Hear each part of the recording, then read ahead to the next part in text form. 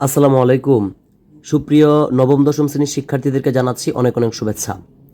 আজকে তোমাদের নবম দশম শ্রেণীর যে বাংলা সাহিত্য বই রয়েছে, এই বাংলা সাহিত্য বইয়ের আজকে যে এই বইটা তোমরা দেখতে পাচ্ছ, বাংলা সাহিত্য, এই বইয়ের যে প্রথম গল্পটা রয়েছে, ঠিক আছে? এবং যারা তোমরা দাখিল মাদ্রাসায় পড়ো, যারা দাখিল মাদ্রাসায় পড়ো, তোমাদেরও কিন্তু বাংলা সাহিত্যের যে প্রথম গল্পটা আছে, এই গল্পটাই আজকে আমি পড়াচ্ছি। দুইটা বই কিন্তু সেম। যারা স্কুলে পড়ে তোমাদের বইটাও কিন্তু সেম, এবং যারা তোমরা স্কুলে পড়ো তোমাদের বইটাও কিন্তু সেম। তো আমি স্কুলের বই থেকে পড়াচ্ছি।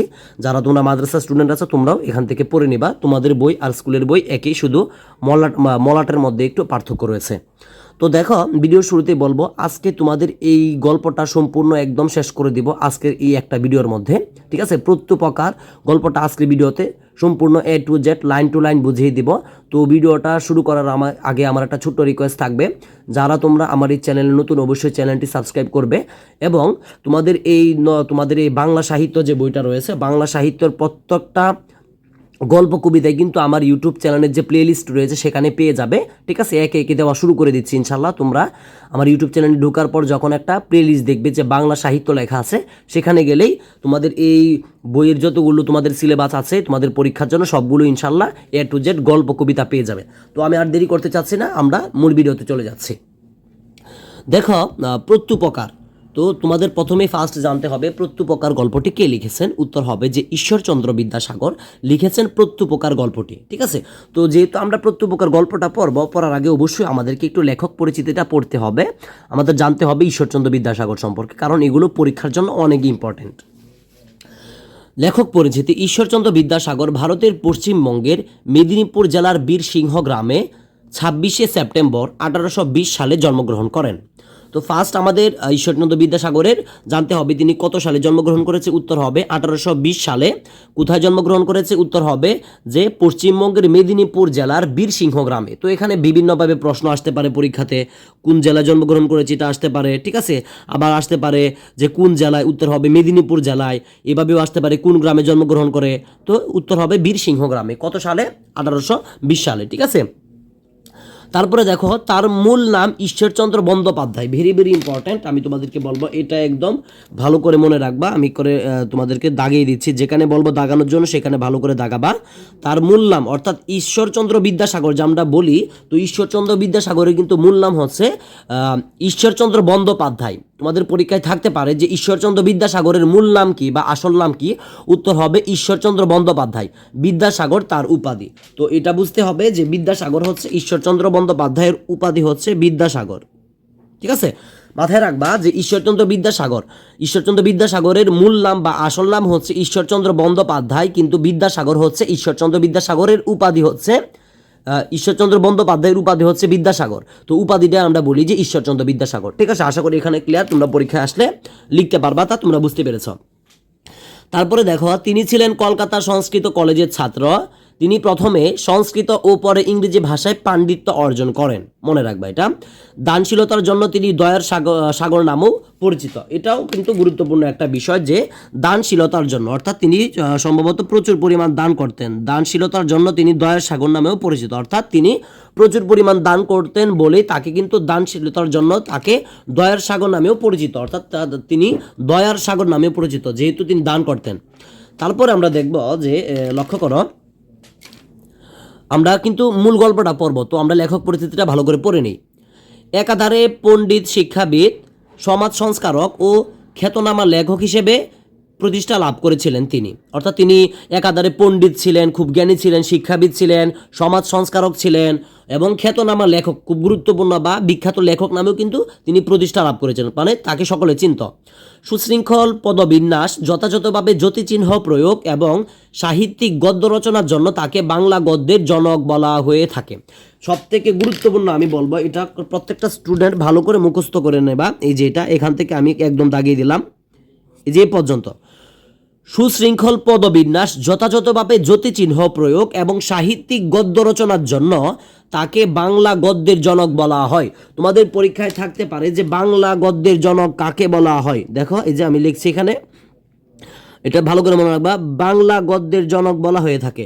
তোমাদের পরীক্ষায় থাকতে পারে যে বাংলা গদ্যের জনক কাকে বলা হয়, উত্তর হবে বাংলা গদ্যের জনক বলা হয় ঈশ্বরচন্দ্র বিদ্যাসাগর। তো জনক বলতে তো বুঝতে পারছো, যেমন ভারতের জনক, ঠিক আছে, ভারতের জাতির জনক হচ্ছে কিন্তু তোমরা মহাত্মা গান্ধীকে ভারতের জাতির জনক বলা হয়, ঠিক আছে, যেমন বাংলাদেশের মধ্যে জাতির জনক বলা হয় শেখ মুজিবুর রহমানকে। তো তেমনই কিন্তু যে গদ্য রয়েছে, ঠিক আছে, দেখো বাংলা গদ্যের জনক বলা হয় ঈশ্বরচন্দ্র বিদ্যাসাগরকে, ঠিক আছে, মনে রাখবা।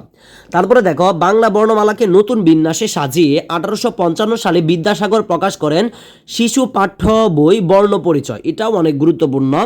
1855 সালে বিদ্যাসাগর প্রকাশ করেন শিশু পাঠ্য বই বর্ণ পরিচয়। তো এখানে গুরুত্বপূর্ণ হচ্ছে, তোমাদের পরীক্ষায় থাকতে পারে বাংলা বর্ণমালাকে নতুন বিন্যাসে সাজায় সর্বপ্রথম কে, উত্তর হবে ঈশ্বরচন্দ্র বিদ্যাসাগরে, ঠিক আছে।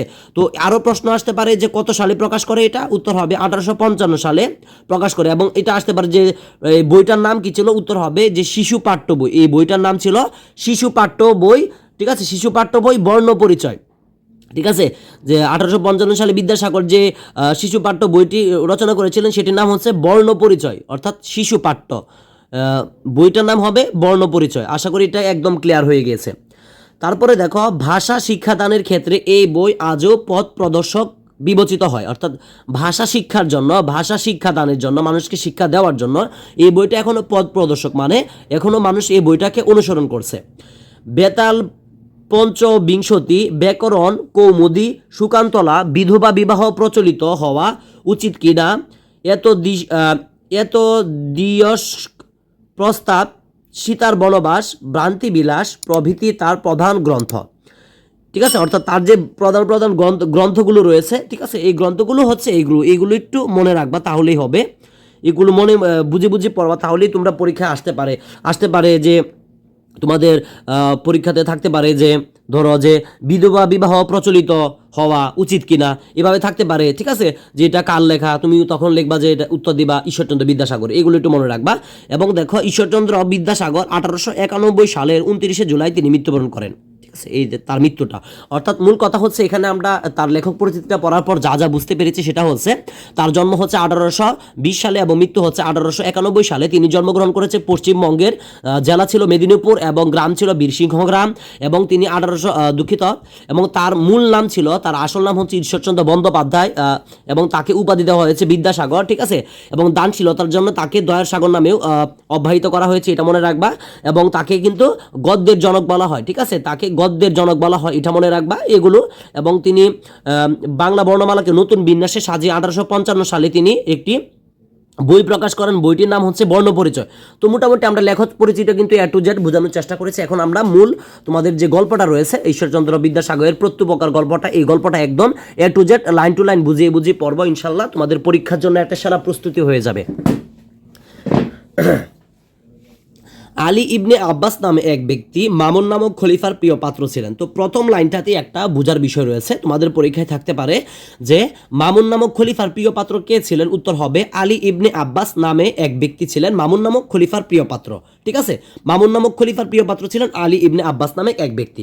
তিনি বলিয়া গিয়াছেন, অর্থাৎ এই আলী ইবনে আব্বাস নামক যে ব্যক্তিরা ছিলেন তিনি বলেছেন, আমি একদিন অপরাহ্নে খলিফার নিকট বসে আছি, এমন সময়ে হস্তপদবদ্ধ এক ব্যক্তি তাহার সম্মুখে নীত হইলেন। অর্থাৎ আমি একদিন অপরাহ্নে খলিফার নিকট বসিয়া আছি, এমন সময়, অপরাহ্নে বলতে আর কি দুপুরের শেষের দিকে যে টাইমটা, দুপুরের শেষের দিকের টাইমটাকে অপরাহ্ন বলা হয়। তো অপরাহ্নের এক সময় হস্তপদবদ্ধ অর্থাৎ হাত বাঁধা এক ব্যক্তি, হাত বাঁধা অর্থাৎ হাতগুলো তার বাঁধা এক ব্যক্তি তাহার সম্মুখে নীত হইলেন। অর্থাৎ যে খলিফা ছিলেন মামুন খলিফার নিকট এসে উপস্থিত হইলেন। খলিফা আমার প্রতি এই আজ্ঞা করিলেন। তখন খলিফা বলিলেন, ঠিক আছে, আলী ইবনে আব্বাসকে খলিফা বলিলেন, ঠিক আছে, খলিফা আমার প্রতি আজ্ঞা করিলেন মানে আমার প্রতি বলিলেন, মানে আলী ইবনে আব্বাস যে ছিলেন তাকে বলিলেন। আমি কিন্তু একদম প্রত্যেকটা লাইন ব্যাখ্যা দিয়ে বুঝিয়ে তোমাদেরকে বোঝাচ্ছি, যাতে এই ক্লাসটা দেখার পর কোনো স্টুডেন্টের এই কথা না বলতে হয় যে আমি ক্লাসটা বুঝি নাই বা এই গল্পটা বুঝি নাই। খলিফা আমার প্রতি আজ্ঞা করিলেন মানে খলিফা তার প্রতি, মানে খলিফা কিন্তু মামুন খলিফা মানে আলী ইবনে আব্বাসকে বলিলেন, ঠিক আছে, আজ্ঞা মানে বলিলেন, তুমি এই ব্যক্তিকে আপন আলয়ে লইয়া গিয়া রুদ্ধ করিয়া রাখিবে এবং কল্ল আমার নিকট উপস্থিত করিবে। অর্থাৎ খলিফা আলী ইবনে আব্বাসকে বলল তুমি এই ব্যক্তিকে অর্থাৎ যে লোকটিকে হাত বাঁধা অবস্থায় খলিফার নিকট আনয়ন করেছিল তাকে নিয়ে যাওয়ার জন্য বলেছে। ঠিক আছে, আলী ইবনে আব্বাসকে তার দেখো এই যে ব্যক্তিকে আপন আলোয় লইয়া যাও, আপন আলোয় মানে নিজের ঘরে নিয়ে যাও এবং রুদ্ধ করিয়া রাখো মানে বন্ধ করিয়া রাখো বা আটকিয়ে রাখো এবং কাল্য আমার নিকট উপস্থিত করিবে। কল্ল আমার নিকট উপস্থিত করিবে বলতে কল্ল শব্দের অর্থ কালকে আর কি, কালকে আমার সামনে বা উপস্থিত করিবে। তদীয় ভাব দর্শনে স্পষ্ট প্রতীত হইল তিনি ওই ব্যক্তির উপর অত্যন্ত ক্রুদ্ধ হইয়াছেন। অর্থাৎ যখন খলিফা আলী ইবনে আব্বাসকে বলল যে আলী ইবনে আব্বাসকে বলল এই লোকটাকে তোমার এখানে নিয়ে যাবে এবং কল্ল আমার নিকট নিয়ে আসবে, তো এটা শুনে আলী ইবনে আব্বাস বুঝতে পারলো যে এই লোকটার উপরে প্রতীত হইল, এই লোকটার উপরে খলিফা মামুন অনেক রাগান্বিত হয়ে আছে। ক্রুদ্ধ মানে হচ্ছে রাগান্বিত হওয়া আর কি। আমি তাহাকে আপন আলোয়ে আনিয়া অতি সাবধানে রুদ্ধ করিয়া রাখিলাম। অর্থাৎ আলী ইবনে আব্বাস সেই যে লোকটির হাত বাঁধা ছিল সেই লোকটিকে তার আপন আলোয়ে, ঠিক আছে, আপন আলোয়ে আনিয়া অর্থাৎ নিজের ঘরে আনিয়া সাবধানে রুদ্ধ করিয়া রাখিলাম। অর্থাৎ খুব সাবধানে তাকে আটকিয়ে রাখলো, কারণ যদি তিনি পালাইয়া যান আমাকে খলিফার কূপে পতিত হইতে হইবে। অর্থাৎ যদি এই যে হাত বাঁধা লোকটি সে যদি পালিয়ে যায় আলী ইবনে আব্বাসের কাছ থেকে, তার ঘর থেকে, তখন কিন্তু আমাকে খলিফার কূপে অর্থাৎ খলিফার রাগে পতিত হইতে হবে। বুঝতে পারছো, মানে শাস্তির সম্মুখীন হইতে হবে, এটা এখানে বলা হয়েছে। তো আমরা এই স্টেপটা পড়েছি, এখন দ্বিতীয় নাম্বার স্টেপটা পড়বো। খুবই একটা চমৎকার গল্প, প্রত্যেকটা স্টুডেন্টের এই গল্পটা ভালো করে জানা দরকার। কিয়ৎক্ষণ পরে অর্থাৎ কিছুক্ষণ পরে আমি তাহাকে জিজ্ঞাসা করিলাম, মানে এই যে হাত বাঁধা লোকটি ছিল তাকে আলী ইবনে আব্বাস জিজ্ঞাসা করিল, আপনার নিবাস কোথায়? আপনার নিবাস শব্দ মানে আপনার বাসা কোথায় বা বাড়ি কোথায়? ঠিক আছে, তিনি বলিলেন অর্থাৎ সে হাত বাঁধা লোকটি বলিলেন, ড্যামাসকাস আমার জন্মস্থান। তো ড্যামাসকাস আমার জন্মস্থান, ওই নগরের যে অংশে বৃহৎ মসজিদ আছে তথায় আমার বাস। অর্থাৎ ড্যামাসকাস হচ্ছে একটি রাজধানীর নাম। ঠিক আছে, তো ড্যামাসকাস হচ্ছে একটি রাজধানীর নাম, এখানে আমার অবস্থান, এটাই কিন্তু এখানে বলা হচ্ছে। তো তারপরে দেখো, এই নগরের যে অংশে বৃহৎ মসজিদ আছে তথায় আমার বাস। অর্থাৎ এটা বুঝতে হবে ড্যামাসকাসের যে ড্যামাসকাস যে একটি রাজধানীর নাম, এটি হচ্ছে তোমার সিরিয়া। ঠিক আছে, ড্যামাসকাস হচ্ছে সিরিয়ার একটি রাজধানী। ঠিক আছে, ড্যামাসকাস সিরিয়ার একটি রাজধানী। ঠিক আছে, এই সিরিয়ার রাজধানীর মধ্যে যে বৃহৎ মসজিদ আছে তথায় আমার বাস। তথা মূল কথা হচ্ছে যেই হাত বাঁধা লোকটিকে আলী ইবনে আব্বাস জিজ্ঞাসা করলো যে তোমার বাসা কোথায় বা নিবাস কোথায়, তখন তিনি বলিলেন ড্যামাসকাস আমার জন্মস্থান, ওই নগরের যে অংশে বৃহৎ মসজিদ আছে তথায় আমার বাস। আশা করি এটাও তোমরা সকলে বুঝতে পারছো। আমি বলিলাম অর্থাৎ আলী ইবনে আব্বাস আবার বলিল, ড্যামাসকাস নগরের বিশেষত যে অংশে আপনার বাস তাহার উপর জগদীশ্বরের শুভ দৃষ্ট থাকুক। ওই অংশের অধিবাসী এক ব্যক্তি এক সময় আমার প্রাণ দান করিয়াছিলেন। অর্থাৎ যখন হাত বাঁধা লোকটি আলী ইবনে আব্বাসকে বলল যে আমার বাসা হচ্ছে ড্যামাসকাসে ওখানে বৃহৎ মসজিদের সাথে, তখন আলী ইবনে আব্বাস বলিলেন, ঠিক আছে, আপনার যে জায়গায় থাকেন সেই জায়গাতে জগৎ ঈশ্বরের বা সৃষ্টিকর্তার শুভ দৃষ্ট থাকুক। ওই অংশের অধিবাসী এক ব্যক্তি এক সময় আমার প্রাণদান করিয়াছিলেন। অর্থাৎ তখন আলী ইবনে আব্বাস এই হাত বাঁধা লোকটিকে বলল যে ওই অংশের এক লোক আমাকে একবার যে অংশের অধিবাসী এক ব্যক্তি এক সময় আমার প্রাণদান করিয়াছিলেন। অর্থাৎ ড্যামাসকাসের এক লোক তাকে প্রাণদান করিয়াছিলেন, সেজন্য আলী ইবনে আব্বাস হাত বাঁধা লোকটিকে বলছে যে ওই জায়গায় ঈশ্বরের বা সৃষ্টিকর্তার শুভ দৃষ্ট থাকুক, মানে রহমত থাকার জন্য বলা হচ্ছে। আমার এই কথা শুনিয়া তিনি সবিশেষ জানিবার নিমিত্ত ইচ্ছা প্রকাশ করিলেন, আমি বলিতে আরম্ভ করিলাম। অর্থাৎ যখন এই কথাটা বললেন হাত বাঁধা লোকটিকে, তখন আমার এই কথা শুনিয়া তিনি সবিশেষ অর্থাৎ খুবই জানার আগ্রহ প্রকাশ করছে যে কে প্রকাশ করিলেন, আমি বলিতে আরম্ভ করিলাম, অর্থাৎ কে তাকে সাহায্য করেছে এটা আর কি মূলত জানতে চাচ্ছে। তারপরে আলী ইবনে আব্বাস বলা শুরু করলো, বহু বছর পূর্বে ড্যামাসকাসের শাসনকর্তা পদচ্যুত হইলে, অর্থাৎ অনেক বছর আগের কথা এটা বলছে যে বহু বছর পূর্বে অর্থাৎ আগে ড্যামাসকাসের শাসনকর্তা, অর্থাৎ ড্যামাসকাস আমরা জানি যে সিরিয়ার একটি রাজধানী, তো ড্যামাসকাসের শাসনকর্তা পদচ্যুত হইলে, তো ড্যামাসকাসের শাসনকর্তা অর্থাৎ যে প্রধান ছিল, যাকে প্রধানমন্ত্রী বলতে পারো বা রাজা বলতে পারো, শাসনকর্তা পদচ্যুত মানে তাকে হটানো হয়েছে বা বিতাড়িত করা হয়েছে। যিনি তদীয় পদে অধিষ্ঠিত হন আমি তাহার সমবিবাহারে তথায় গিয়েছিলাম। অর্থাৎ যিনি তদীয় পদে অর্থাৎ ডেমাস্কাসের যে শাসনকর্তা তাকে পদচ্যুত করা হয়, মানে তাকে হটিয়ে যাকে নতুন করে সেখানে শাসনকর্তার দায়িত্ব দেওয়া হয় তার সাথে সমবিবাহারে, মানে তার সঙ্গে তথায় গিয়েছিলাম আর কি, সেখানে গিয়েছিল। পদচ্যুত শাসনকর্তা বহু সংখ্যক সৈন্য লইয়া আমাদিগকে আক্রমণ করিলেন। তো যাকে হটানো হয়েছিল, প্রথমে যাকে পদচ্যুত করা হয়েছিল, ঠিক আছে, পদচ্যুত করা হয়েছিল এবং নতুন একজন কিন্তু ক্ষমতার আসরে যাচ্ছিল, তার সঙ্গে কিন্তু আলী ইবনে আব্বাস ছিল। তো তাকে কিন্তু গিয়েছিলাম আর কি, এটা বলা হচ্ছে গিয়েছিল পদচ্যুত শাসনকর্তা, অর্থাৎ যাকে শাসনকর্তা যে ছিলেন আগে তাকে পদচ্যুত করা হয়েছিল, তাকে কিন্তু বলা হচ্ছে যে বহু সংখ্যক সৈন্য লইয়া আর কি তাকে আক্রমণ করিতে লাগলো, অর্থাৎ লইয়া আমাদিগকে আক্রমণ করিতে লাগলো, অর্থাৎ যে ডেমাস্কাসের নতুন শাসনকর্তা হয়েছে নব, ঠিক আছে, সকলকে অনেক সৈন্য নিয়ে আক্রমণ করিতে লাগলো। একটা জিনিস যদি তোমাদেরকে আমি বলি বুঝিয়ে তাহলে সহজে বুঝতে পারবা, যে দেখবা কখনো যদি কোনো মানুষকে যদি তুমি ধরো ওদের চেয়ারম্যান রয়েছে বা কোনো ক্ষমতাবান ব্যক্তি রয়েছে, তাদেরকে যদি তুমি ক্ষমতা থেকে নামিয়ে দাও এবং তুমি যদি সেই ক্ষমতায় বসতে চাও, তখন কিন্তু যে লোকটাকে তুমি ক্ষমতা থেকে নামাবে সে কিন্তু তোমার উপর আক্রমণ করতে চাইবে। এটা কিন্তু এখানে বলা হয়েছে। আমি প্রাণ ভয়ে পালাইয়া, অর্থাৎ আলী ইবনে আব্বাস বলছে যে আমি প্রাণ ভয়ে পালাইয়া এক সম্ভ্রান্ত লোকের বাড়িতে প্রবিষ্ট হইলাম এবং গৃহস্বামীর নিকট গিয়া অতি কাতর বচনে প্রার্থনা করিলাম, আপনি কৃপা করিয়া আমার প্রাণ রক্ষা করুন। অর্থাৎ তখন সে পালাইয়া, অর্থাৎ আলী ইবনে আব্বাস তো অনেক লোকের সাথে ছিল, ঠিক আছে, তো সুযোগ পেয়ে পালাইয়া এক সম্ভ্রান্ত লোকের বাড়িতে প্রবিষ্ট হইলাম এবং গৃহস্বামীর নিকট গিয়া অতি কাতর বচনে প্রার্থনা করিলাম। তো গৃহস্বামী বলতে যেটা বোঝাচ্ছে যে গৃহের প্রধান যাকে বলা হয়, আমরা জানি সচরাচর গৃহের প্রধান কিন্তু সব জায়গায় পুরুষ থাকে।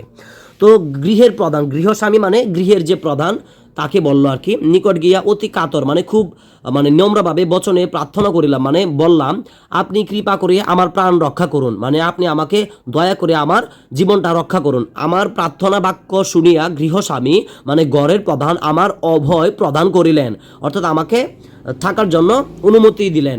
আমি তদীয় আবাসে 1 মাস কাল নির্ভয়ে নিরাপদে উপস্থিত করিলাম। অর্থাৎ এটা বলা হচ্ছে যে আমি 1 মাস পর্যন্ত ওই লোকটির কাছে নির্ভয়ে ছিলাম। অর্থাৎ যখন একজন মানুষের কাছে আমরা যদি কথার কথা কোনো সমস্যায় পড়ি, আমি যদি কারো কাছে থাকতে পারি 1 মাস, সেটা কিন্তু আমার জন্য অনেক কিছু, মানে সেটা একদম মানে বলার বাহিরে। এটাই কিন্তু এখানে বলছে যে 1 মাস কাল নির্ভয়ে ছিল, একদম কোনো সমস্যা হয়েছিল না, সে আশ্রয় দিয়েছিল। তো আশ্রয়টা কাকে দিয়েছিল এটা অবশ্যই মাথায় রাখতে হবে, আশ্রয়টা দিয়েছিল কিন্তু আলী ইবনে আব্বাস। আর আমরা জানি আলী ইবনে আব্বাসের কাছে কিন্তু যে মামুন নামক খলিফা কিন্তু একজন ব্যক্তিকে পাঠিয়েছে হাত বাঁধা অবস্থায়। তো এই কথাগুলো কিন্তু সেই হাত বাঁধা অবস্থায় ব্যক্তিকেই বলছে আলী ইবনে আব্বাস, ঠিক আছে। আশা করি এটা তোমাদের কাছে ক্লিয়ার হচ্ছে।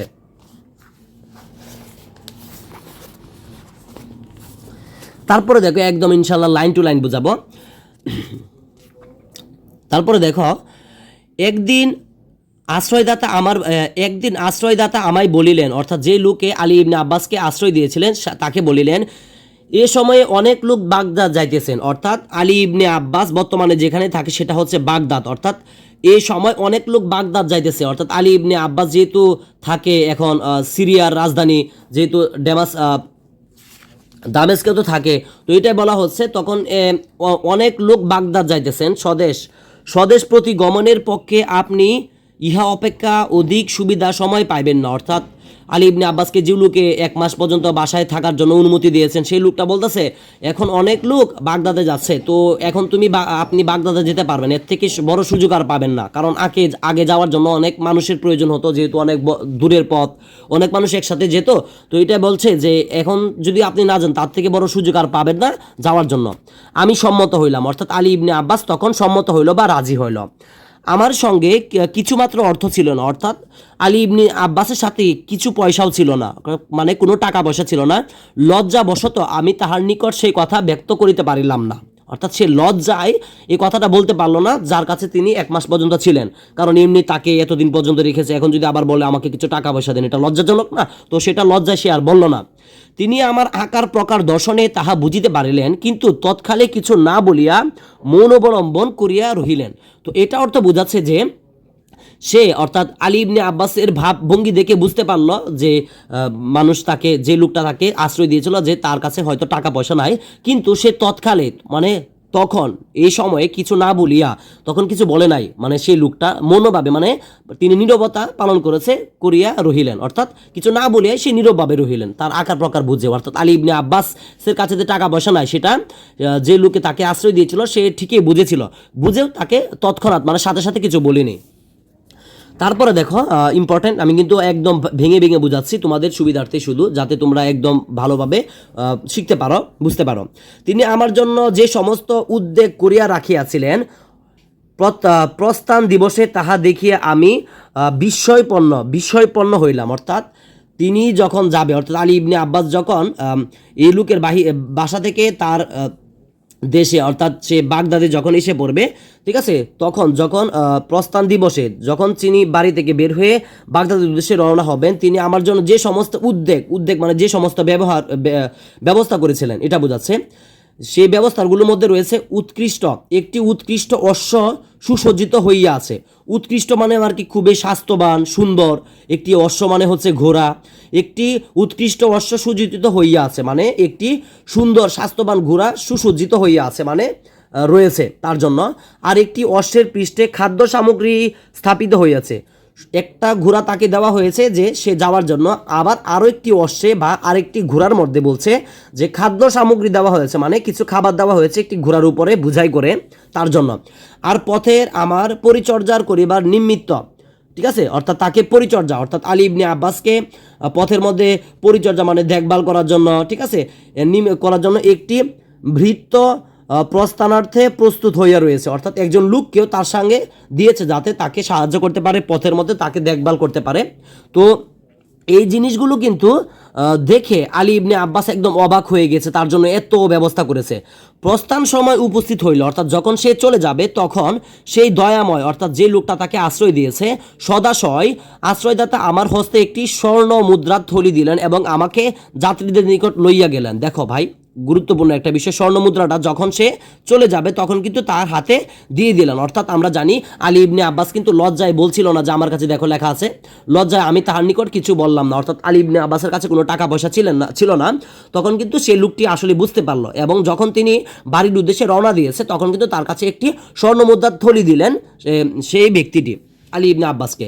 তন্মধ্যে যাহার সহিত তাহার আত্মীয় ছিল, অর্থাৎ যেই লোকটির সাথে সে বাগদাদে যাবে অনেক লোকের মধ্যে, তো তার মধ্যে সেই যে লোকটি তাকে আশ্রয় দিয়েছে আলী ইবনে আব্বাসকে, তার কিছু আত্মীয় ছিল মানে কিছু লোক ছিল যে তাকে চিনে, তাহার সঙ্গে আলাপ করাইয়া দিল, অর্থাৎ তার সাথে পরিচয় করে দিল আলী ইবনে আব্বাসকে ওই লোকটি। আমি আপনকার বসতি স্থানে ওই সমস্ত উপকার প্রাপ্ত হইয়াছিলাম, এই জন্য পৃথিবীর যত স্থান আছে ওই স্থান আমার সর্বাপেক্ষা প্রিয়। অর্থাৎ এই লাইনটা অর্থ বোঝাচ্ছে পৃথিবীতে যত স্থান আছে ওই স্থান আমার অপেক্ষা প্রিয়। অর্থাৎ পৃথিবীতে যত স্থান রয়েছে সেই স্থানের থেকেও তার ওই স্থানটি সব থেকে প্রিয়। অর্থাৎ যে লোকটি তাকে আশ্রয় দিয়েছিল, ঠিক আছে, দামাস্কাসের যে লোকটি তাকে আশ্রয় দিয়েছিল সেই লোকটি সব থেকে মানে সেই স্থানটি আর কি সব থেকে তার কাছে প্রিয় পৃথিবীতে যত স্থান আছে, কারণ তাকে তাকে বাঁচিয়েছে এবং তার জন্য কত কষ্ট করে কত কিছু করেছে, ঠিক আছে, এটাই মূলত এখানে বলছে।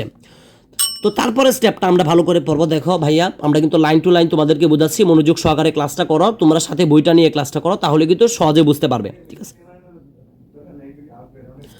তারপরের লাইনটা আমরা দেখব যে এই নির্দেশ করিয়া দুঃখ প্রকাশপূর্বক আমি বলিলাম, অর্থাৎ এই নির্দেশ করিয়া মানে এই কথাটা বলিয়া এই লোকটাকে দুঃখ প্রকাশপূর্বক অর্থাৎ খুবই দুঃখ প্রকাশ করে আমি বলিলাম, আক্ষেপের বিষয় এই যে আমি এ পর্যন্ত সেই দয়াময় আশ্রয়দাতাকে কখনো কোনো উদ্দেশ্য পাইলাম না।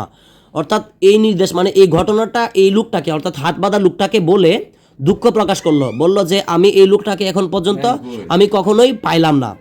যদি তাহার নিকট কোনো অংশে কৃতজ্ঞতা প্রকাশের অবসান পায়, তাহা হইলে মৃত্যুকালে আমার কোনো ক্ষোভ থাকে না। অর্থাৎ এটা বলছে যে আমি যদি ওই লোকটাকে পাইতাম, যে লোকটা আমাকে এতদিন 1 মাস পর্যন্ত আশ্রয় দিয়েছিলেন, আসার সময় ঘোরা দিয়েছে, 2টা খাবার দিয়েছে, স্বর্ণমুদ্রা দিয়েছে, আসলে কত যত্ন করেছে, এই লোকটাকে আমি এরপরে আর কখনো পাইনি। যদি পাইতাম তাহলে আমার মৃত্যুর আগে যদি আমি লোকটাকে পাইতাম তাহলে আমার মনের আক্ষেপটা বা মনের যে ইচ্ছাটা সেটা পূরণ হতো। এই কথা শুনিবা মাত্র, অর্থাৎ এই কথাটা যখনই বলা মাত্রই তিনি অতিশয় আহ্লাদিত হইয়া বলিলেন, আপনার মনস্কাম পূর্ণ হইয়াছে। অর্থাৎ বলল, যখন এই লোকটা হাত বাঁধা লোকটাকে আলী ইবনে আব্বাস বলল এই ঘটনাটা, তখন বলল সাথে সাথে যে আপনার যে ইচ্ছাটা ছিল সেই ইচ্ছাটা পূরণ হয়েছে। আহ্লাদে মানে আনন্দিত হইয়া আর কি। আপনি যে ব্যক্তির উল্লেখ করিলেন, মানে আপনি যে ব্যক্তির কথা বলেছেন যে আপনাকে এত সাহায্য করেছে, 1 মাস থাকার জন্য বলেছে, সে এই, মানে সেই এই বলতে বোঝাচ্ছে যে আপনি যাকে এই কথাগুলো বলছেন, যার হাতগুলো বাঁধা, সেই হচ্ছে এই ব্যক্তি। এই হতভাগ্যে আপনাকে 1 মাসকাল আপনার আলোয় রাখিয়াছিলেন। অর্থাৎ এই সে হাত বাঁধা লোকটা বলছে এই হতভাগায় আপনাকে 1 মাস পর্যন্ত আপনাকে থাকার জন্য ব্যবস্থা করেছিলেন। তাহার এই কথা শুনিয়া, অর্থাৎ যখনই তাহার এই কথাগুলো শুনলো আলী ইবনে আব্বাস, আমি চমকিয়া উঠিলাম। সে একদম অবাক হয়ে গিয়েছে। সবিশেষ অভিনেশ সহকারে কিয়ৎক্ষণ নিরক্ষণ করিয়া, খুব ভালোভাবে কিয়ৎক্ষণ নিরক্ষণ করিয়া বলতে বোঝাচ্ছে যে কিয়ৎক্ষণ নিরক্ষণ করিয়া বলতে বোঝাচ্ছে খুব ভালোভাবে তাকে দেখলাম, পর্যবেক্ষণ করলাম, তাকে চিনিতে পারিলাম, এবং খুব ভালোভাবে দেখার পর তাকে টিকে চিনতে পারলো। অর্থাৎ যে লোকটাকে হাত বাঁধা, যাকে সে আটকে রাখিয়েছে, ঠিক আছে, তাকে যেহেতু ঘটনাটা বলছে, তো যখন এই কথাটা বললো যে সেই লোকটাই আমি, যে তোমাকে 1 মাস পর্যন্ত নিজের আলোয় বা নিজের ঘরে রেখেছিল, আহ্লাদে পুলকিত হইয়া অশ্রুপূর্ণ নয়নে আলিঙ্গন করিলাম। তো দেখো, আহ্লাদে মানে খুবই আনন্দিত হয়ে, পুলকিত হইয়া খুবই মানে ফুরপুরা মেজাজে, অশ্রুপূর্ণ মানে 2 চোখ দিয়ে, অশ্রুপূর্ণ নয়নে বলতে 2 চোখ দিয়ে জল পড়ছে খুশিতে। আলিঙ্গন শব্দের অর্থ হচ্ছে কোলাকুলি করা। আলিঙ্গন শব্দের অর্থ হচ্ছে কোলাকুলি করা, এটা মনে রাখবা। আলিঙ্গন করিলাম মানে সেই হাত বাঁধা যে লোকটি ছিল, আলী ইবনে আব্বাস খলিফার আদেশে যে লোকটাকে আটকে রেখেছে, সেই লোকটার সাথে কিন্তু যেহেতু তাকে আশ্রয় দিয়েছে, সে জানতে পেরেছে, তাকে সাথে আলিঙ্গন মানে কোলাকুলি করলো। তাহার হস্ত ও পদ হইতে লৌহ শৃঙ্খল খুলিয়া দিলাম, এবং কি দুর্ঘটনাক্রমে তিনি খলিফার কূপে পতিত হইয়াছেন তাহা জানিবার নিতান্ত ব্যগ্র হইলাম। অর্থাৎ তিনি সাথে সাথে তাহার হাত যে লৌহ মানে হাতের লোহার শিকল পরা ছিল, ঠিক আছে, তো সেগুলো খুললো এবং জানার ইচ্ছা করলো কেন তুমি খলিফার কূপে, অর্থাৎ খলিফার রাগে তুমি পতিত হয়েছ, এটা জানার জন্য খুব আগ্রহ হইল।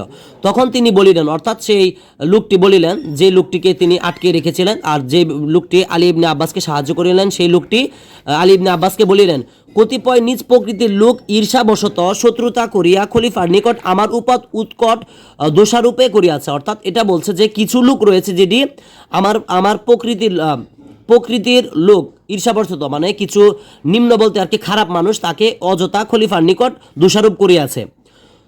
তজন্য তদীয় আদেশক্রমে হঠাৎ অবরুদ্ধ ও এখানে আনিত হইয়াছে। অর্থাৎ বলছে যে তজন্য তদীয় আদেশক্রমে, অর্থাৎ সে কারণেই আমাকে মিথ্যা অপবাদ দেওয়া হয়েছে, ঠিক আছে, দোষারোপ করা হয়েছে, সে কারণেই হঠাৎ অবরুদ্ধ করে আমাকে আনিত করেছে। অর্থাৎ খলিফার নিকট আমাকে আবদ্ধ করে আনা হয়েছে। এখানে আসিবার সময় স্ত্রী পুত্র কন্যা দিগকে শহীদ দেখা করিতে দেয় নাই। অর্থাৎ যখন এই লোকটাকে তিনি ধরে নিয়ে এসেছে খলিফার সৈন্যরা, তখন কিন্তু তাদের যে লোকটি কথা বলা হচ্ছে, যে লোকটাকে আটকানো হয়েছে, সেই লোকের স্ত্রী পুত্র কন্যা দিগকে শহীদ দেখা করতে পারে না, অর্থাৎ তাদের সাথে দেখাও করতে পারে নাই, সরাসরি ধরে নিয়ে এসে পড়েছে।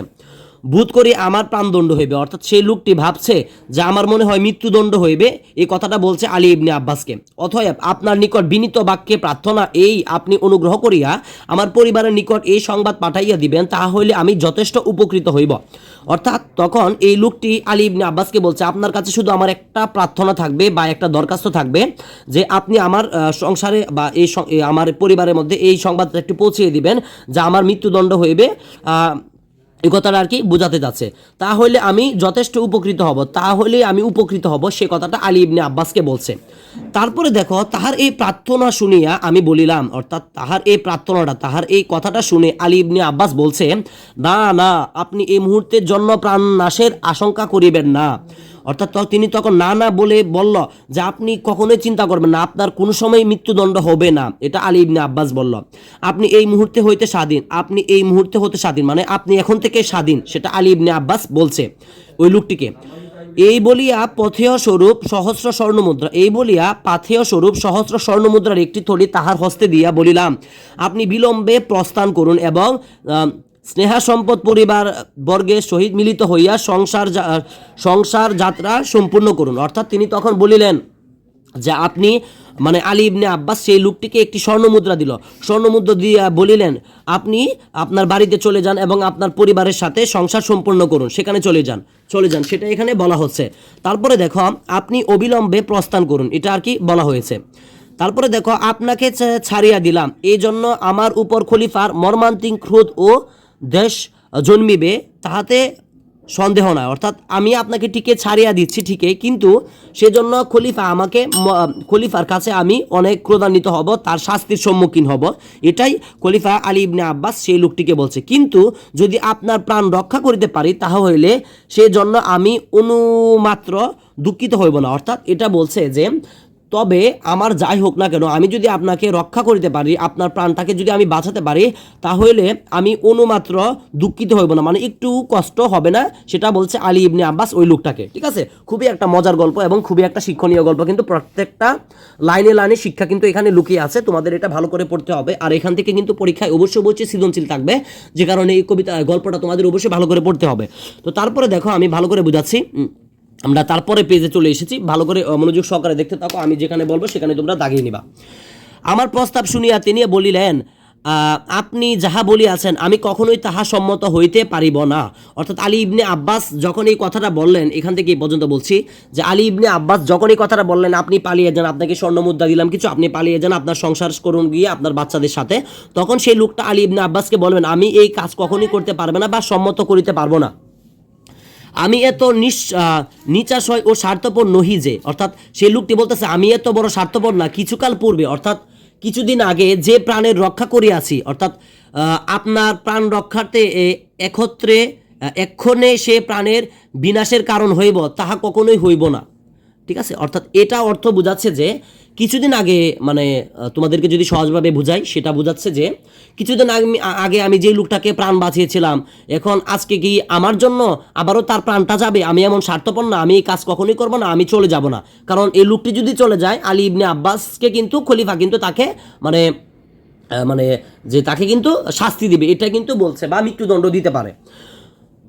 যাহাতে খলিফা আমার উপর অক্রুধ হন, আপনি দয়া করিয়া তাহার যথা উপযুক্ত চেষ্টা করুন। দেখো অনেক ইম্পর্ট্যান্ট একটা লাইন বলতে, যে আমি পালিয়ে যেতে চাই না, আমি যদি পালিয়ে যাই তাহলে তো আপনাকেই কষ্ট দিবে বা আপনাকে হত্যা করবে বা আপনাকে শাস্তি দিবে, তা আপনি এমন একটা কাজ করুন বা এমন কিছু করুন যাতে আমার উপর থেকে খলিফার রাগটা চলে যায়, তাহলে আপনার প্রকৃত কৃতজ্ঞতা প্রদর্শন করা হইবে, তাহলেই আপনার কৃতজ্ঞতা প্রদর্শন হইবে। যদি আপনার চেষ্টা সফল না হয় তাহলে আমার কোনো ক্ষুব্ধ থাকিবে না। তখন আবার এই কথাটা বলছে এই লোকটা আলী ইবনে আব্বাসকে, যদি আপনি চেষ্টা আমাকে যদি বাঁচাতে নাও পারেন তারপরেও আমার কোনো কষ্ট থাকবে না বা আমার কোনো রাগ থাকবে না আপনার উপর, এটা আলী ইবনে আব্বাসকে ওই লোকটি বলছেন। পরের দিন প্রাতঃকালে আমি খলিফার নিকট উপস্থিত হলাম, মানে পরের দিন খলিফার নিকট আলী ইবনে আব্বাস গেলেন। তিনি জিজ্ঞাসা করিলেন সেই লোকটি কোথায়। অর্থাৎ মামুন নামক যে খলিফাটা ছিল, সেই খলিফা জিজ্ঞাসা করলেন আলী ইবনে আব্বাসকে যে কালকের লোকটি কোথায়, তাহাকে আনিয়াছ, এই কথাটি বলছে খলিফা আলী ইবনে আব্বাসকে।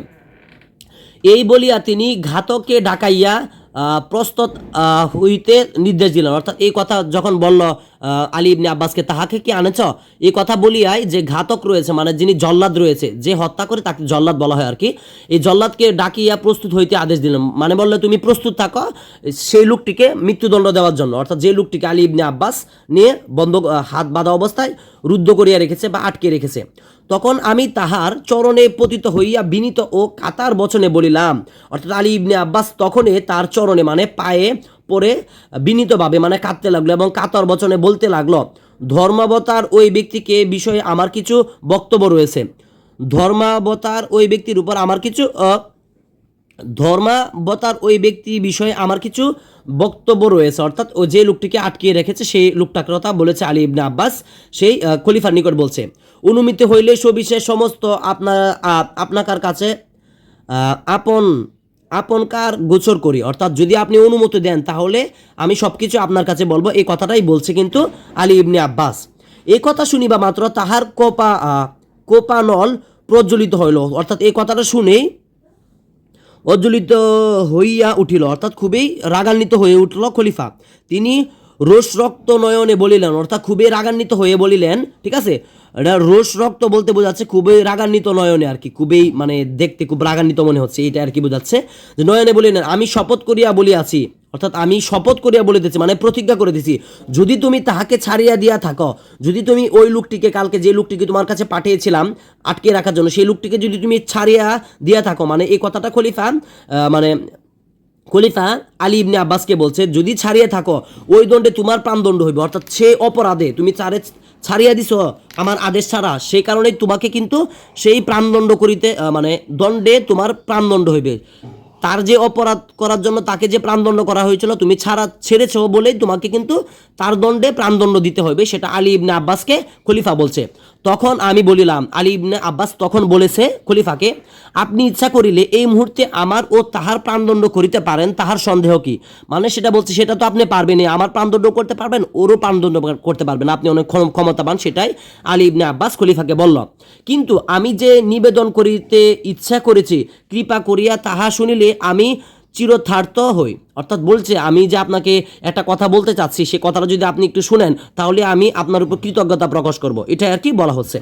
তো তারপরে স্টেপটা দেখো যে বলা হচ্ছে, এই কথা শুনিয়া, অর্থাৎ যখন এই কথাটা বললো আপনি যদি আমার কথাটা শুনেন তাহলে আমি অনেক আপনার কথায় কৃতজ্ঞতা থাকবো, এটা আর কি বলছে। তখন এই কথা শুনিয়া খলিফা উদ্ধত বচনে বলিলেন, কি বলিতে চাও বলো, মানে একটু রাগভাবে বলল, কি বলবা বলো, এটা আর কি বলছে। তখন সেই ব্যক্তি ড্যামাস্কাস নগরের কিরূপ আশ্রয় দান ও প্রাণ রক্ষা করিয়াছিলেন এবং এক্ষণে তাহাকে ছাড়িয়া দিতে চাইলে আমি অবতারিত বিপদে পড়িব, এই জন্য তাহার কোনো মতো সম্মত হইল না, এই দুই বিষয়ে সবিশেষ নির্দেশ করিয়া বলিলাম, ধর্মাবতার যে ব্যক্তি এরূপ প্রকৃত ও এরূপ মতি, অর্থাৎ যে ব্যক্তি এমন দয়াশীল পরোপকারী ন্যায়পরায়ণ ও সদ্বিবেচক তিনি কখনোই দুরাচার নহে। তো এখান থেকে এই লাইনটা যদি আমি তোমাদেরকে বলি একটু বিশ্লেষণ করে তাহলে বুঝবা।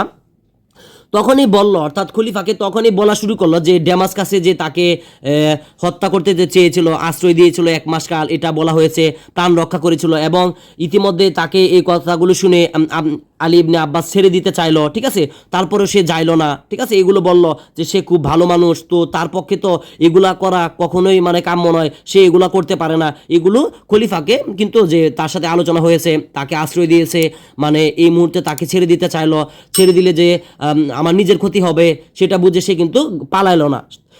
তো তারপরে যে কথাটা হলো, নিজ প্রকৃতির পরিহিংস দুরাত্মারা ঈর্ষাবশত অমূলক দোষারোপ করিয়া তাহার সর্বনাশ করিতে উদ্যত হয়েছে, অর্থাৎ তখন আলী ইবনে আব্বাস খলিফাকে এই কথাটা বলল যে মনে হয় তাকে দোষারোপ করা হয়েছে, কিছু শয়তান মানুষ বা কিছু দুষ্ট মানুষ তাকে হিংসাবশত তাকে আপনার কাছে অপরাধ সাব্যস্ত করেছে, নতুবা যাহাতে প্রাণদণ্ড হইতে পারে তিনি এরূপ কোনো দূষিত হইতে পারেন, আমার এরূপ ভূত ও বিশ্বাস হয় না, অর্থাৎ আমার কখনো বিশ্বাস হয় না তার পক্ষে এইসব কোনো দোষের কাজ তিনি করতে পারেন, ঠিক আছে, আর এই দোষের কাজের জন্য তাহার প্রাণদণ্ড হইবে এমন কোনো কাজ তিনি করতে পারেন না, সেটা আলী ইবনে আব্বাস খলিফাকে বলছে। এই ক্ষেত্রে আপনার যেরূপ অভিরুচি করুন, অর্থাৎ এই কথাগুলো সবগুলো বলার পর আলী ইবনে আব্বাস বলছে যে আমি আপনাকে সব কিছুই তো এখন খুলে বললাম, তো এখন আপনার কি মনে হয়, এখন আপনার ইচ্ছা মতো, আপনার অভিরুচি মানে ইচ্ছা আর কি, আপনারা যা ইচ্ছা করতে পারেন, এটা আলী ইবনে আব্বাস খলিফাকে বলল। তারপরে দেখো ভেরি ভেরি ইম্পর্টেন্ট, খলিফা মহামতি, অর্থাৎ খলিফা মহামতি অতি উন্নত চিত্ত পুরুষ ছিলেন, মানে খলিফা মহামতি খুবই ভালো ছিলেন এবং খুবই মানে বুদ্ধিমান ব্যক্তি ছিলেন, তিনি এই সকল কথা কর্ণগুচ্ছুর মানে কথাগুলো শুনে আর কি, তিনি এই সব কথা, ঠিক আছে, তিনি এই সকল কথা কর্ণগোচর করিয়া, ভালো করে বুঝবা, এইসব কথা কর্ণগোচর করিয়া কিয়ৎক্ষণ মৌন অবলম্বন করিয়া রহিলেন, অর্থাৎ এই সকল কথা শুনে, ঠিক আছে, মানে কানে শুনে খলিফা একটুক্ষণ নীরবে ছিলেন। অনন্তর প্রসন্ন বদনে বলিলেন, সে ব্যক্তি যে এরূপ দয়াশীল ও ন্যায়পরায়ণ, ইহা অবগত হইয়া আমি অতিশয় আহ্লাদিত হইলাম। অর্থাৎ কি বলিলেন, অর্থাৎ কিছুক্ষণ পরে তিনি বলিলেন, এই লোকটি যে এত ভালো, তো এই মানে এত ন্যায়পরায়ণতা, দয়াশীল, সেই কথা শুনে আমি খুবই আনন্দিত হয়েছি। এটা খলিফা আলী ইবনে আব্বাসকে বলছে। তিনি প্রাণদণ্ড হইতে অভিহিত পাইয়াছিলেন, বলিতে গেলে তোমার হইতে তাহার প্রাণ রক্ষা হইল। অর্থাৎ তিনি প্রাণদণ্ড হইতে অভিহিত হয়েছিলেন, এই কথাটা বলছে কিন্তু খলিফা আলী ইবনে আব্বাসকে বলছে যে তিনি প্রাণদণ্ড হইতে অব্যাহতি পাইলেন, মানে মুক্ত পাইলেন। বলিতে গেলে তোমার হইতে তাহার প্রাণ রক্ষা হইল। আর যদি বলিতে চায়, মানে এটা বলতে গেলে একমাত্র তোমার জন্য সে কিন্তু বেঁচেছে, তুমি যদি না বলতা তাহলে কিন্তু আজকে তার প্রাণদণ্ড হয়ে যেত। এটা কিন্তু খলিফা আলী ইবনে আব্বাসকে বলছে। এক্ষণে তাহাকে অবিলম্বে এই সংবাদ দাও ও আমার নিকট লইয়া আস। অর্থাৎ যারা এখানে রয়েছে, মানে প্রহরীরা রয়েছে, তাদেরকে বলছে যে এখনই তাকে এই সংবাদটা দাও, বা আলী ইবনে আব্বাসকে বলেছে যে এখনই তাকে সংবাদটা দাও, যে আমার কাছে নিয়ে আসো, এবং তাকে বলো যে তাকে মুক্ত করা হয়েছে, অবিলম্বে তাকে মুক্ত করা হয়েছে, মানে তার কোনো শাস্তি হবে না, তাকে ছেড়ে দেওয়া হবে।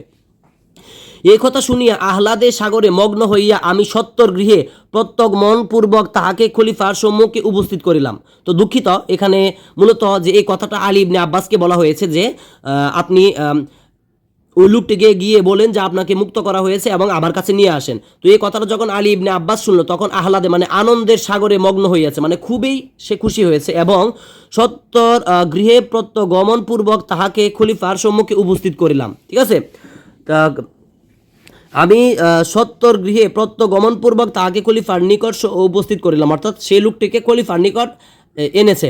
খলিফা অবলোকন মাত্রা প্রীতি প্রফুল্লচনে, ঠিক আছে, প্রফুল্ললোচনে হবে, এটা প্রফুল্ললোচনে সাদর বচনে, ঠিক আছে, বলি, আশা করি ক্লিয়ার দেখা যাচ্ছে, মনে হয় এতক্ষণ দেখা যাচ্ছিল না, সমস্যা নেই, এখন দেখা যাচ্ছে।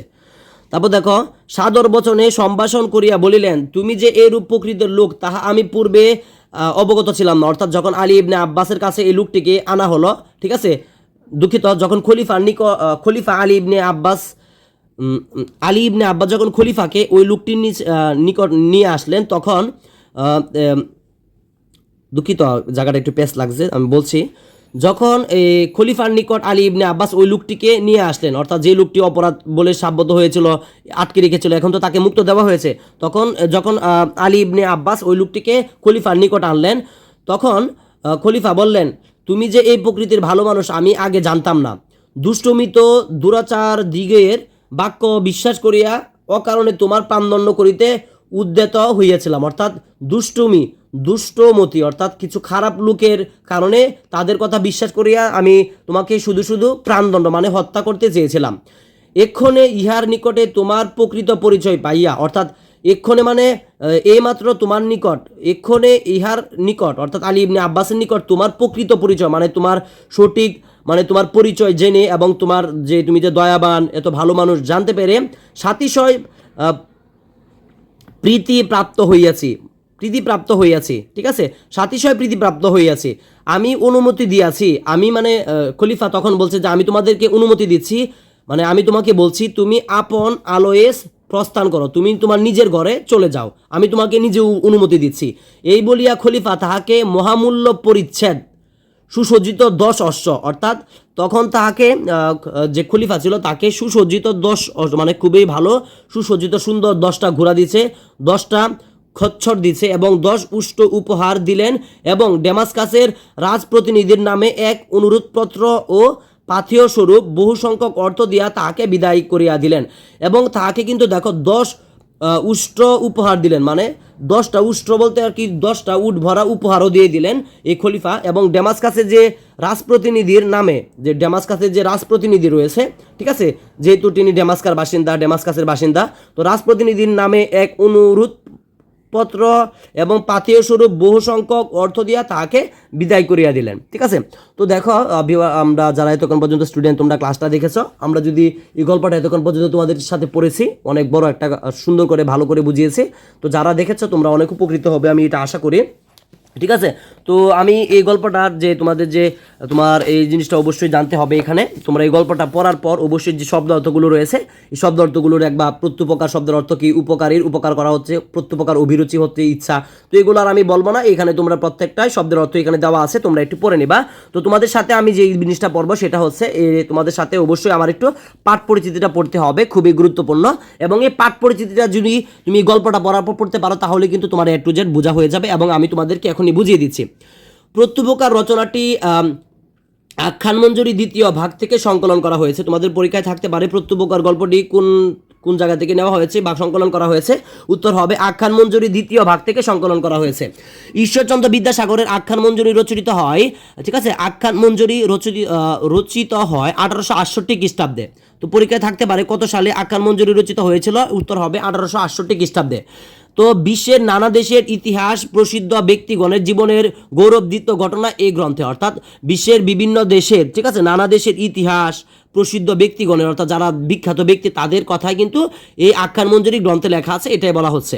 তারপরে দেখো প্রত্যুপকার আলী আব্বাস নামক এক ব্যক্তির প্রতি উপকারের কাহিনী, অর্থাৎ প্রত্যুপকার যে গল্পটা রয়েছে, প্রত্যুপকার শব্দের অর্থই জানি যে উপকারের উপকার করাকে কিন্তু এই যে প্রত্যুপকার বলে। প্রত্যুপকার শব্দের অর্থ হচ্ছে উপকারীর উপকার করা। তো এই কথাটা এখানে বলা হচ্ছে প্রত্যুপকার মানে উপকারীর উপকার করা বলা হচ্ছে আলী ইবনে আব্বাস নামক এক ব্যক্তির প্রতি উপকারের কাহিনী, অর্থাৎ আলী ইবনে আব্বাসকে কিন্তু একজন লোক উপকার করেছে। খলিফা মামুনের সময়ে দামেস্কের জৈনক শাসনকর্তা পদচ্যুত হন। তো খলিফা মামুনের সময়ে, ঠিক আছে, একজন খলিফা ছিলেন, তখন সে মামুনের সময়ে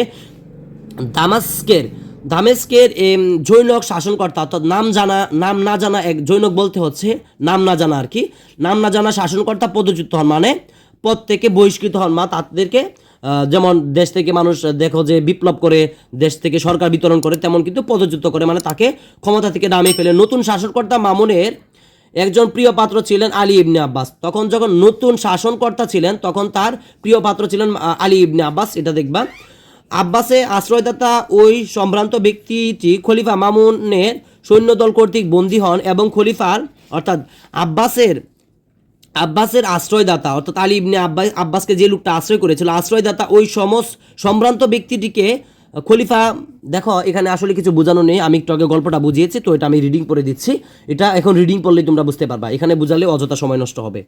ঠিক আছে, আমি রিডিং পড়ে দিচ্ছি, তোমরা এমনিতেই বুঝবা, কারণ একটু আগে আমি গল্পটা A to Z বুঝিয়েছি। আব্বাসের আশ্রয়দাতা ওই সম্ভ্রান্ত ব্যক্তিটিকে খলিফা মামুনের সৈন্যদল কর্তৃক বন্দী হন, এবং খলিফার নির্দেশে আলী ইবনে আব্বাসের গৃহে তাকে অন্তরীণ করে রাখার ব্যবস্থা করা হয়, অর্থাৎ যে খলিফা বলেছিল তাকে আটকে রাখার জন্য তার ঘরে। আলী ইবনে আব্বাস বন্দী ব্যক্তিকে সঠিক পরিচয় জানতে পেরে উপকারের জন্য নিজের জীবনের ঝুঁকি গ্রহণ করেন, অর্থাৎ আলী ইবনে আব্বাস যখন জানতে পারে তাকে সেই লোকটি উপকার করেছিল, তাকে এক মাস তাকে থাকার জন্য উপকার করেছিল, মৃত্যু থেকে বাঁচিয়েছিল, তো সেই কথা বলে খলিফার কাছে তার মুক্তির জন্য সুপারিশ করেন, অর্থাৎ সে নিজের জীবনের ঝুঁকি পর্যন্ত নিয়েছেন আলী ইবনে আব্বাস ওই লোকটিকে বাঁচানোর জন্য, এবং খলিফার কাছে তার মুক্তির জন্য সুপারিশ করেন, এবং খলিফার কাছে গিয়ে তিনি মুক্তির জন্য বললেন যে তাকে ছেড়ে দেওয়ার জন্য। বস্তুত এই রচনা দুজন মহৎ ব্যক্তির কাহিনী বর্ণিত হয়েছে। সবথেকে ইম্পর্টেন্টই হচ্ছে এই গল্পটা, সবথেকে গুরুত্বপূর্ণ বিষয় হচ্ছে যে তোমাদের এই জিনিসটা ভালো করে বুঝতে হবে, খলিফার মহত্ব, অর্থাৎ বস্তুত মানে মূল কথা হচ্ছে রচনায় দুজন মহৎ ব্যক্তির কাহিনী বর্ণিত হয়েছে, অর্থাৎ আলী ইবনে আব্বাস এবং যে লোকটি তাকে আশ্রয় দিয়েছিল, দুজনের কথা এখানে মূলত ফুটে উঠেছে এখানে সবথেকে বেশি বা সবথেকে গুরুত্বপূর্ণ বিষয়। তাদের একজন নিঃস্বার্থ উপকারী বলতে বোঝাচ্ছে যে আলী ইবনে আব্বাসকে প্রথম যে লোকটি উপকার করেছিল তার কিন্তু কোনো স্বার্থ ছিল না, নিঃস্বার্থভাবে কিন্তু তাকে উপকার করেছিল। অন্যজন কৃতজ্ঞতা প্রত্যুপকারী, অর্থাৎ অন্যজন মানে আলী ইবনে আব্বাস, কিন্তু অন্যজন আলী ইবনে আব্বাস সে হচ্ছে যে তাকে কিন্তু কৃতজ্ঞতা প্রকাশের জন্য চেষ্টা করে যাচ্ছে। খলিফার মহত্ব এই রচনায় প্রকাশিত হয়েছে, অর্থাৎ খলিফার মহত্ব এই রচনায় প্রকাশিত হয়, অর্থাৎ খলিফা মানে যে লোকটি তাকে মৃত্যুদণ্ড দিয়েছিল তারপরে যে তাকে বাঁচিয়ে দেওয়া হয়েছে তার যে মহত্ব মানে তার গুণটাও কিন্তু এই রচনায় প্রকাশ পেয়েছে। ঠিক আছে, তো আশা করি যে তোমাদের কিন্তু এই যে আজকে যে গল্পটি তোমাদেরকে পড়ালাম এই গল্পটি তোমাদের পরীক্ষার জন্য অনেক অনেক ইম্পর্ট্যান্ট, এমন আশা করতে পারি যারা এই ক্লাসটি মনোযোগ সহকারে করেছ তোমাদের A to Z এই ক্লাসটি শেষ হয়ে যাবে, আর কখনোই তোমাদেরকে এই ক্লাসটি বোঝার জন্য কারো কাছে যেতে হবে না, ইনশাল্লাহ ইনশাল্লাহ A to Z তোমাদেরকে বুঝিয়েছি। তো আমি এই ভিডিওটা শেষ করার আগে আমি একটা ছোট্ট রিকোয়েস্ট থাকবে, যারা আমার চ্যানেলে নতুন ছিল অবশ্যই চ্যানেলটি সাবস্ক্রাইব করে পাশে থাকবে, এবং তোমাদের যে বাংলা সাহিত্য বইটা রয়েছে এই বাংলা সাহিত্য যতগুলো গল্প যতগুলো কবিতা আছে সবগুলো কবিতা গল্পই কিন্তু আমার ইউটিউব চ্যানেলে একের পর এক পাবে। আমার ইউটিউব চ্যানেলে একটি প্লে লিস্ট থাকবে, প্লে লিস্টের নাম হচ্ছে বাংলা সাহিত্য নবম দশম শ্রেণী, ঠিক আছে? তো সকলে সুস্বাস্থ্য কামনা করে আজকের মতো বিদায় নিচ্ছি। সকলে ভালো থাকবে, সুস্থ থাকবে। আসসালামু আলাইকুম ওয়া রাহমাতুল্লাহি ওয়া বারাকাতুহু।